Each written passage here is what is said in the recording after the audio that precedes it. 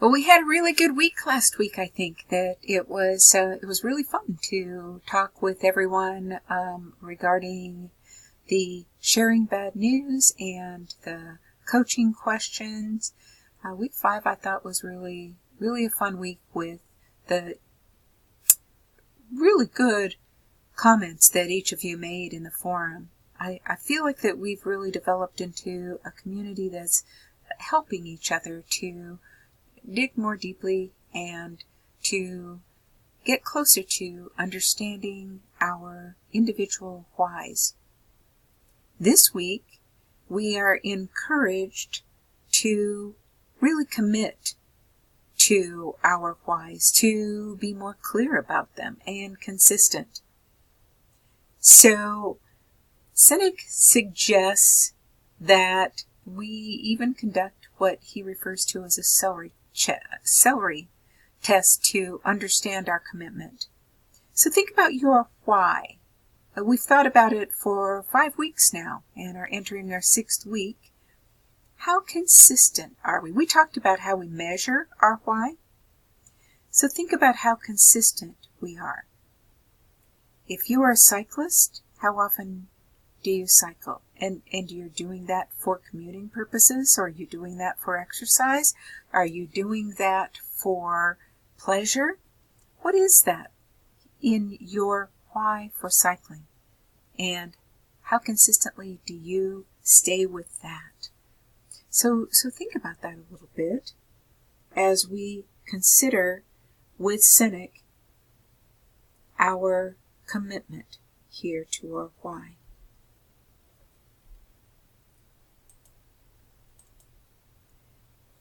The celery test that he talks about is just a metaphor about being in a grocery store and looking at what's in someone's cart, what's in our own cart. Are we buying a little bit of M&Ms and a little bit of celery and a little bit of Cheetos and a little bit of maybe apples and fruit and eggs? What's consistent about that? So he's saying that if we've got a celery test and if all of the things in our cart are what you see here on the left side of the page, then what are you, and this is Wk6 suggesting in our coaching question, if you're saying yes to these things, what are you saying no to? And maybe it's this amazing cheeseburger on the other side.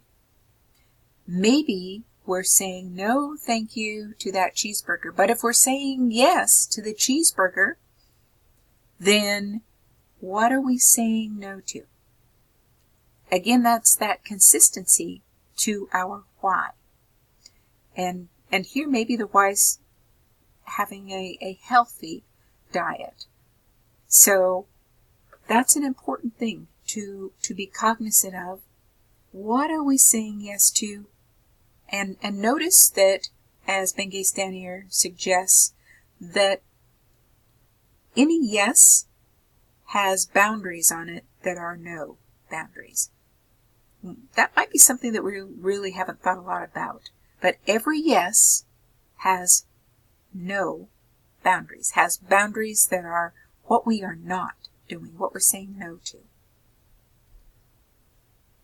So, that's our essential question then. If you're saying yes to this, what are you saying no to? Asking this question will help your client be clear on his or her why.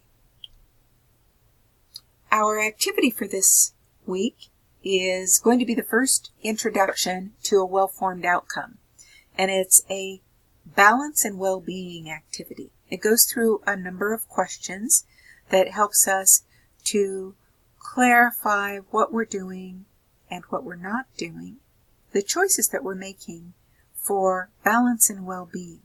And this is, we're going to be using this as our introduction so that we can then become familiar with the well-formed outcome strategy. We will use that twice for a project. It will first be a coaching in pairs project where we're going to record, so we'll use Zoom or some other means, we'll record the questions, the coaching questions. And again, this is going to be on a topic of your own choice for the well-formed outcome. And you will then go ahead and transcribe, and it doesn't have to be word for word, transcribe that, probably a 15-minute running through that well-formed outcome strategy. And then I want you, the last part of that, the 15 minutes will be for the strategy, then the last 10 minutes is going to be for your client to give you feedback. How well did these questions work for you? Because, and for the client, because there may be speed bumps. Sometimes there's a question that doesn't quite get it, and that causes the client to pause and have to think, how am I going to address this? How am I going to answer this question? So that's going to be what your project is for, not the project due this Friday coming up. That one is the reframed perspective. The one we're talking about with the well-formed outcome is next. It's due the week after Thanksgiving. That's December 6th. So again, our activity for this week, the balance and well-being, is just to introduce us to the project. The reframed perspective project is due this week. Then we have Thanksgiving week, and I want you to really enjoy that. We're not going to have anything due Thanksgiving week, nor will we have any forums, so just enjoy whatever it is you do with your friends and family on Thanksgiving.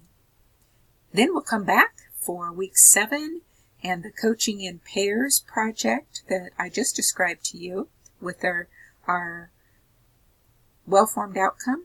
And then we're going to create our own content-specific well-formed outcome script. And that is due on December 13th, the last week of the semester. Also due that week is our reflections paper, and if you're a graduate student, then you have a perspectives project. This isn't a paper. What we're going to do with the perspectives project is going to possibly create a roster that you could use as a reference, or some other means. Maybe it's a table, maybe it's a matrix, whatever would work well for you. You could even create a website if you want to. So whatever works for you is what we want to do for that graduate student perspectives project. And you can turn it in before week 8. It's due week 8 on December 13th, but you are welcome to turn it in anytime. Happy Thanksgiving, everyone. But first, week 6.